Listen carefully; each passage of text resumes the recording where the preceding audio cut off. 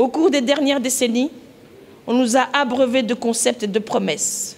Démocratie, multipartisme, droits humains, développement durable, ajustement structurel, croissance, allègement de la dette, émergence et j'en passe.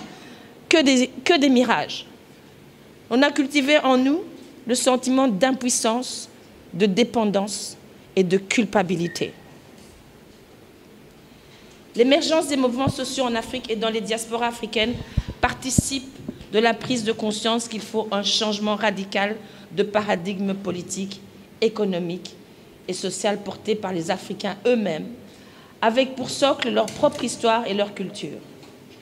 Il s'agit de réinventer à l'échelle panafricaine une utopie commune et de nous engager résolument et solidairement à parachever la lutte pour la libération de l'Afrique entamée par les générations précédentes. Aimé Césaire disait que nous sommes, nous les Africains, les fils et filles aînés de l'humanité. Il s'agit donc de nous rendre notre dignité, notre fierté et notre place féconde au sein de l'humanité. Aussi, les activistes d'Afrique et ses diasporas réunis à Dakar, au Sénégal, ce 29 juillet 2018, ont décidé de mettre en place une plateforme dénommée Afriki.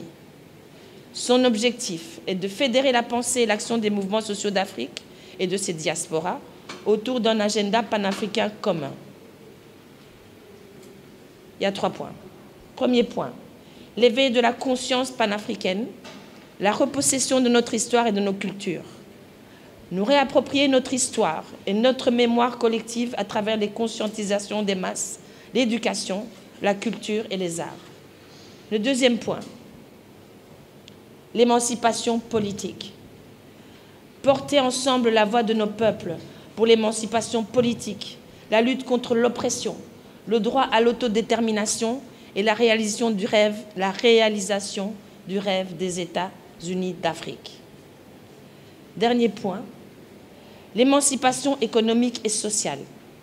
Porter ensemble la lutte contre l'accaparement, l'exploitation, le détournement et l'utilisation des ressources naturelles et du patrimoine économique de l'Afrique au détriment des Africains et des générations futures. Il n'y a pas de destin forclos.